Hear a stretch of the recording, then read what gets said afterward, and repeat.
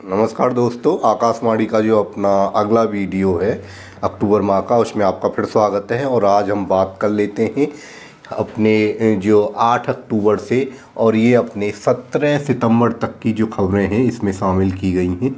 16 सितंबर तक की खबरें को इसमें शामिल किया गया है। तो आकाशवाणी की जो इम्पोर्टेंट न्यूज़ हैं जो आपके किसी भी एग्ज़ाम के लिए बहुत ही ज़रूरी हैं और उनको एक एक करके देख लेते हैं। तो सबसे पहली खबर है कि 9वीं इंडिया मोबाइल कांग्रेस कॉन्फ्रेंस हुई है नई दिल्ली में। पीएम मोदी ने इसका उद्घाटन किया है और इसमें कुछ यूरोप के देशों ने भी भाग लिया, जिसमें जापान, कनाडा, ऑस्ट्रेलिया थे। ये है क्या? ये जो मोबाइल क्रांति है, आज देखते हो कि मोबाइल का जो युग चल रहा है, हर किसी के हाथ में एक स्मार्टफोन है। तो वो स्मार्टफोन का जो सबसे ज़्यादा यूज है वो इंडिया में हो रहा है।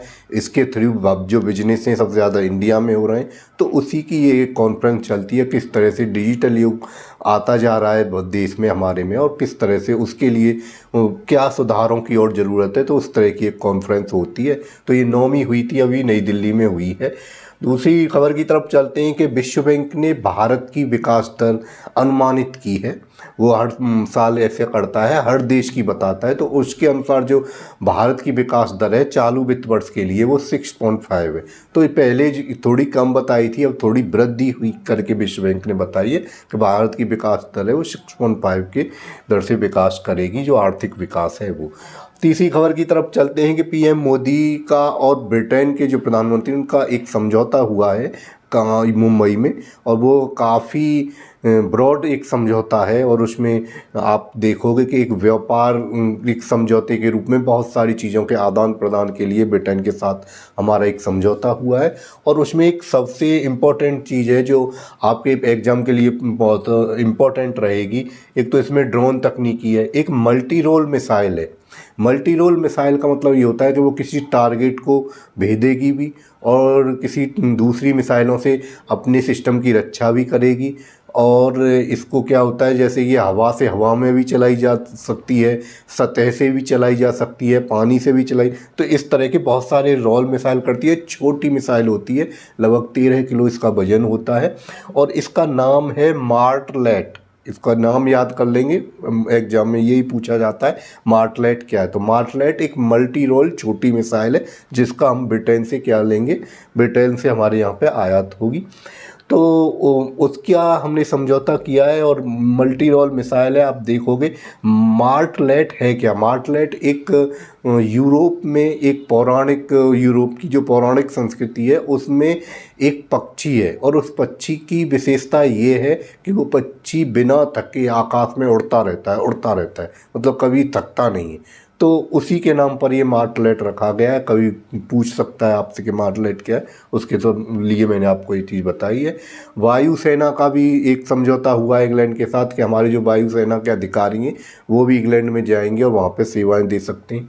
दूसरी तरह एक स्टील जो हमारा प्लांट है, स्टील जो कंपनी है, उनका भी एक समझौता हुआ है और एक कॉमन बोर्ड की स्थापना होगी और वो बोर्ड की स्थापना होगी झारखंड के धनबाद में। ये भी आपको बात ध्यान रख लेनी है। और चौथी खबर की तरफ बढ़ता हूँ। बैडमिंटन का जूनियर विश्व कप स्टार्ट हुआ है, वो भारत में ही शुरुआत हुई है अभी उसकी, और कहाँ पे हुई है, गुवाहाटी असम में। तो ये पांचवी खबर की तरफ चलते हैं कि IUCN सम्मेलन आबू धाबी में हुआ है, UAE आबू धाबी में हुआ है। वहाँ पे क्या हुआ है, उस सम्मेलन में भारत भी भाग लेता है, आपको पता है। तो भारत ने वहाँ पे अपनी रेड सूची तैयार जो की है उसको वहाँ पे पेश किया है भारत ने। तो अब हर देश अपने यहाँ की रेड सूची तैयार करके और IUCN की के जो पटल है उस पर रखता है। तो IUCN की जो रेड सूची है वो आपको पता है क्या है कि उसमें ऐसे विलुप्त प्राणी और पेड़ पौधे आते हैं जो विलुप्त होने के कगार पर हैं। तो उनकी जो सूची है वो भारत ने पेश कर दी है और भारत ने ये भी कमिटमेंट किया है कि हम अपनी रेड सूची को 2030 तक कंप्लीट कर लेंगे। कब तक? 2030 तक। आगे बात कर लेता हूँ छठवीं खबर की कि केंद्रीय स्वास्थ्य परिवार कल्याण मंत्रालय भारत सरकार का, उसने एक मानसिक स्वास्थ्य राजदूत की नियुक्ति की है। और वो नियुक्ति की है किसके रूप में? दीपिका पादुकोण के रूप में। जानी मानी अभिनेत्री हैं दीपिका पादुकोण बॉलीवुड की, उनको क्या बनाया गया है? मानसिक स्वास्थ्य राजदूत।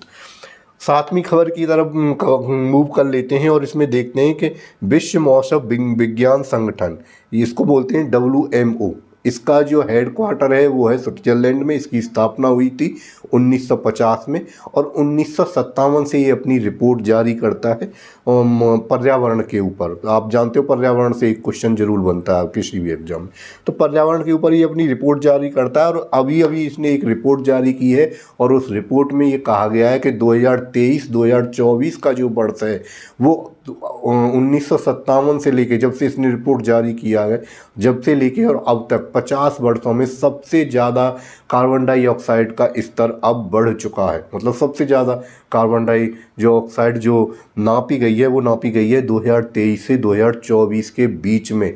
और इससे होगा क्या, ये देश के लिए एक चिंता की खबर है। जब ज़्यादा कार्बन डाइऑक्साइड कार जो हो जाती है वातावरण में, तो उससे पूरा का पूरा ग्लोबल वार्मिंग है वो अपनी बढ़ जाती है। बेमौसम बारिश होती है, सर्दियों में भी आपको गर्मी महसूस होती है। और सबसे ज़्यादा इस पर जो इफ़ेक्ट पड़ेगा इस चीज़ का वो पड़ता है कृषि के ऊपर।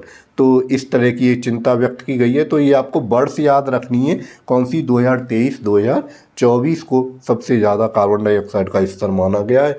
तो इस तरह से हो गई ये आपकी 7 दिन की खबरें। और अगला जो हमारा वीडियो आएगा वो दिवाली के बाद होगा। और इस तरह से आप दिवाली मनाइए। सबको हैप्पी दिवाली। Thank you. इसका स्क्रीनशॉट आप ले सकते हैं।